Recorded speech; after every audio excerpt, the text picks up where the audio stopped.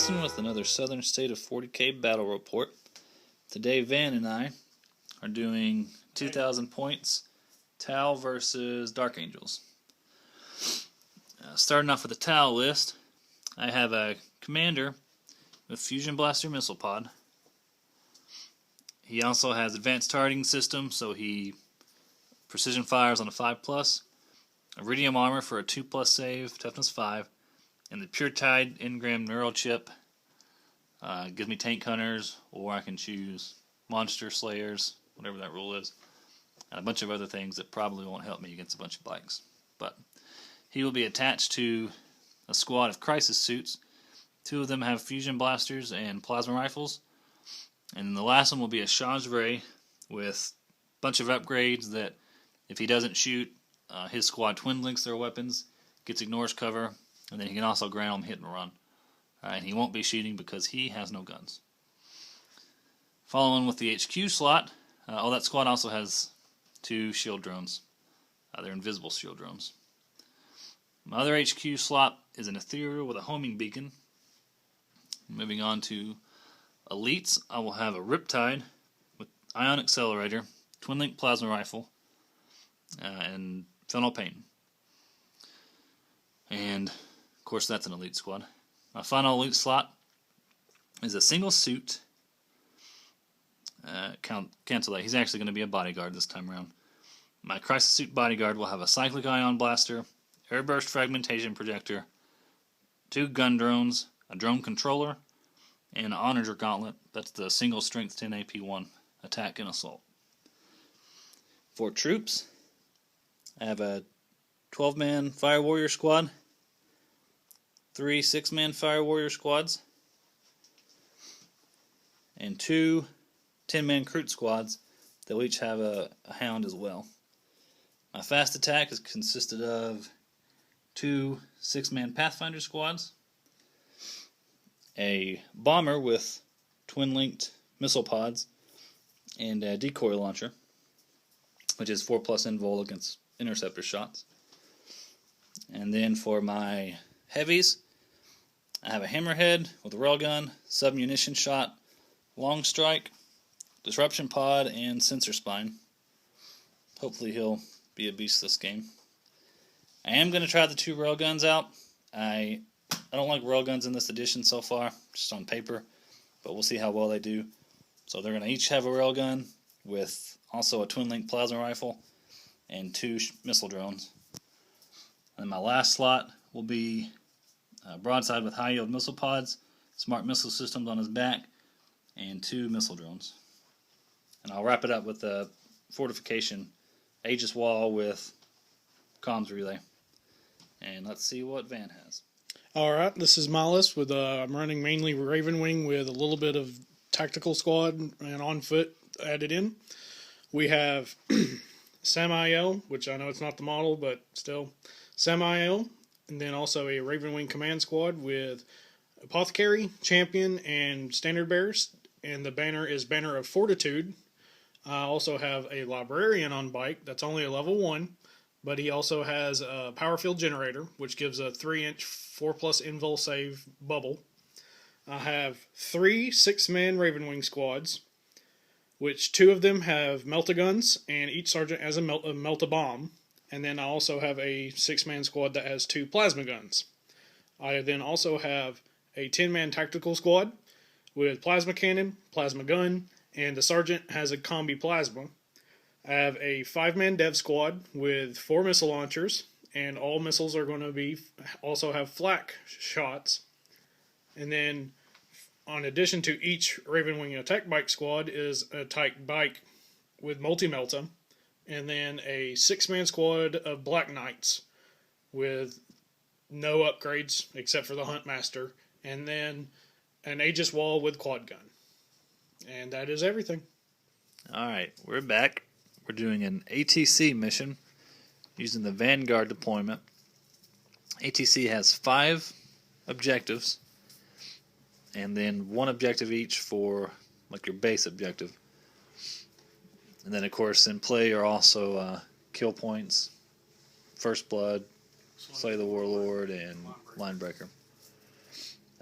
Tal got to deploy first, so we have our defense line lined up. An objective there. An objective there. Heavies are scoring for this. And then a home objective back here. You can see my hammerhead and riptide hanging out in the back. I did the numbers, and the scouting plasma guns can basically hit me no matter where I deploy the riptide. I might be able to knock most of it out from being right on the corner of the board. But we'll see what happens with that. I have a Fire Warrior line, some Pathfinders all tucked into cover, high yield missile pod, and railguns all stuffed around. 6 Fire Warriors are in reserve. The 2 units of 10 Crute are outflanking. My single crisis suit is deep striking, and the commander and my command squad are deep striking. Here's the bikes after their scout moves. You can see an objective by that building. Where's your other objective? There's one there. Objective here. And then one on the back there. And we got an objective out in no man's land in our courtyard. And we saw the home base objective for the Dark Angels over here. So there's our deployment. I guess to give a rundown of Dark Angel deployment, we also have an Aegis line here. Tactical Marines and Dev Squad tucked in here. Bikes are just across the field, ready to bring it to me.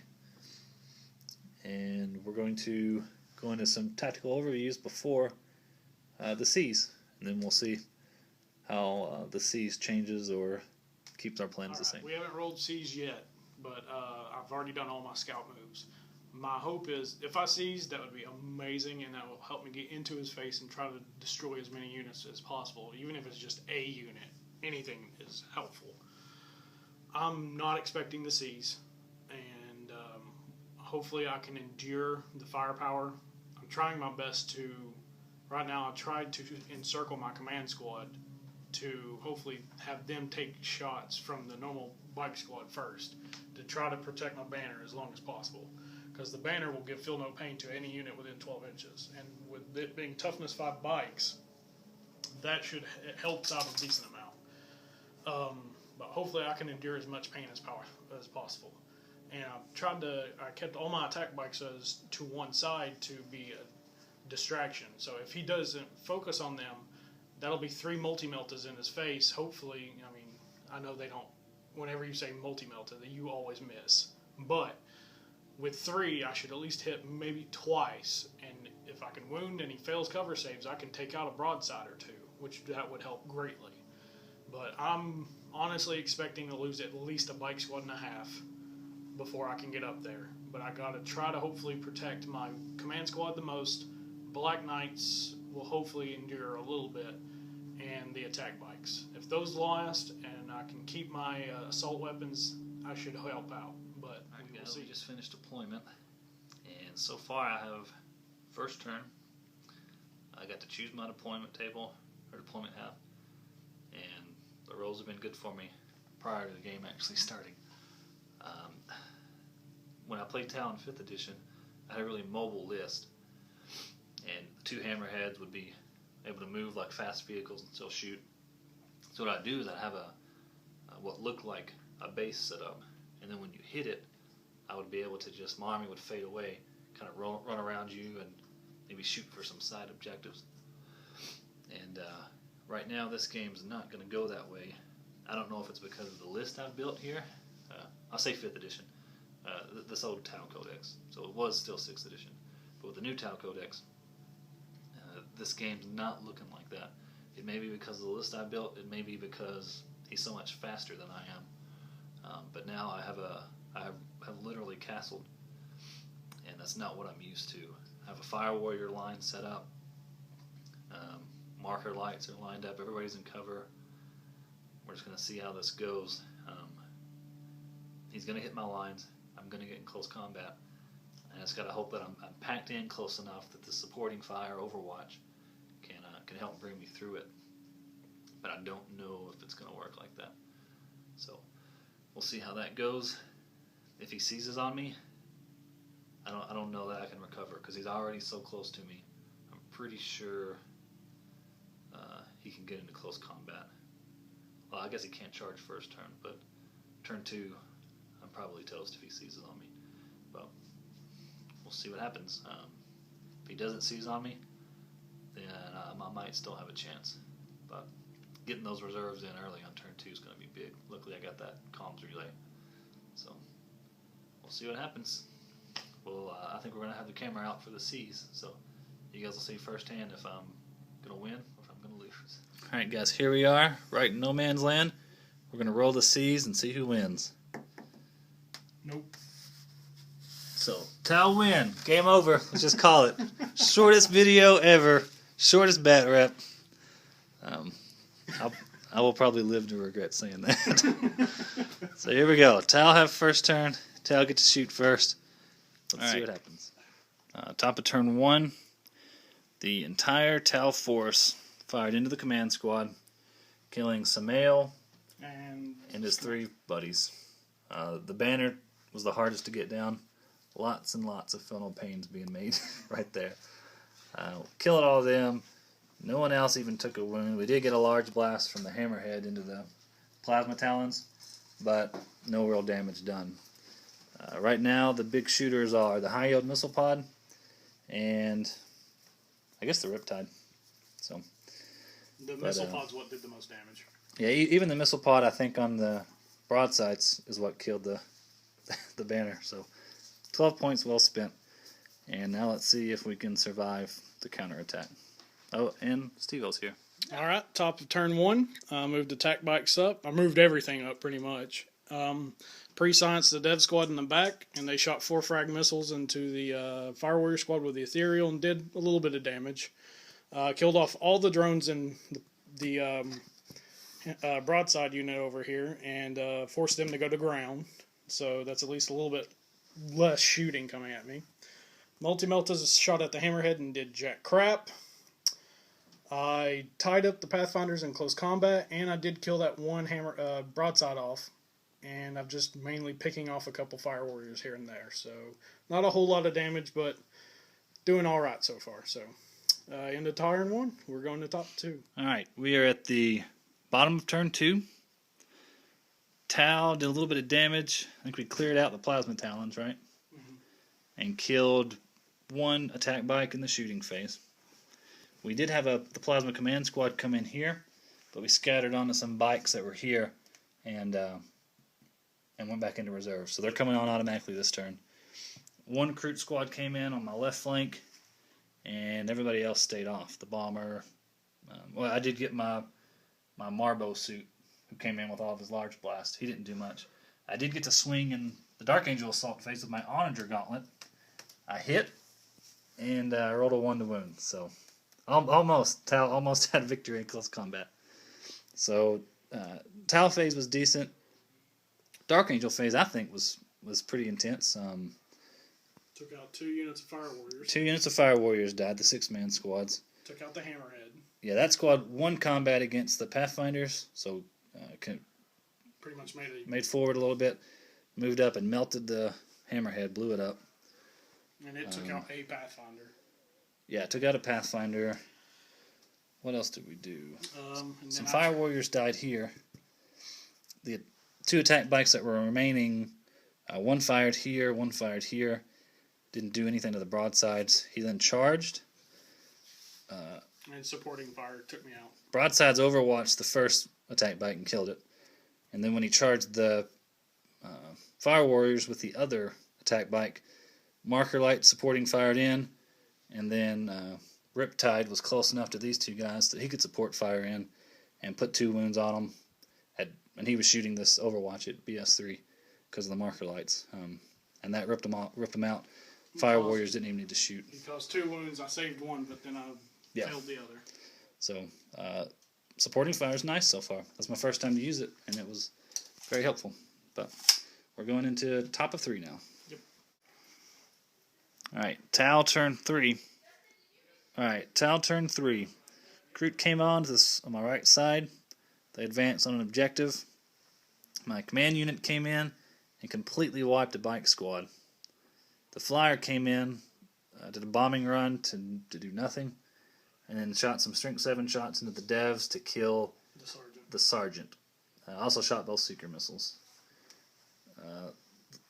Broadsides fired into the second bike squad here, killing all but one who ran. Riptide failed his Nova charge. Took a wound because I didn't get my feel no pain either. And then he scattered wide, maybe killed a guy with the plasma rifle. No, I don't even think he got anything. I don't think he did that turn either. Because it's your broadsides that did more than anything else. These 4 fire warriors shot into that bike squad and hit like 10 times, but they killed one bike. 10 times with 4 wounds maybe and killed 1 bike.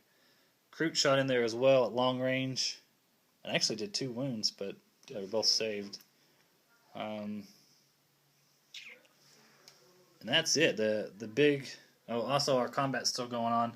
I swing and a miss with my Onager gauntlet. And I passed a save on the wound he put on me. So, but I guess that's it. Interceptor fire didn't damage the flyer, but I would have had a 4+ invul because of the decoy launchers. It's 3 points. I think it's kind of worth it.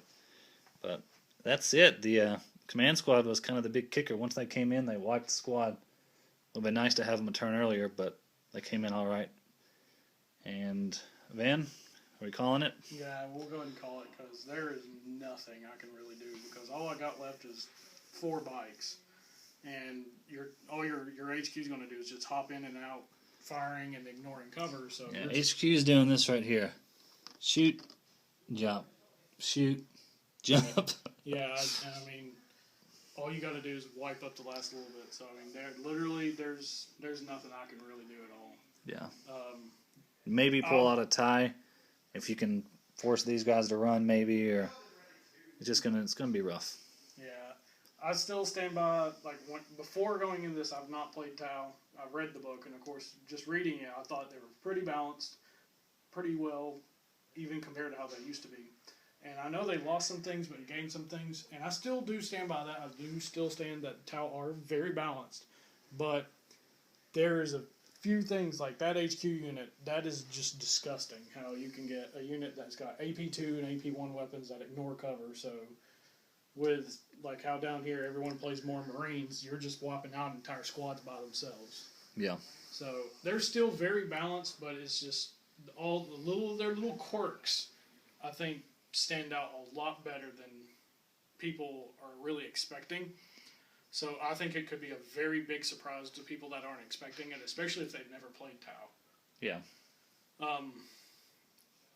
I think it really depends on who you verse. There could be some players that are experienced and based off of what you were going up against. It could be still a hard-won fight, but most of the time I think they'll have a pretty okay time at being able to take on things. And plus, like I said, you getting first turn and first turn popping my command squad, that sealed the game right there and then.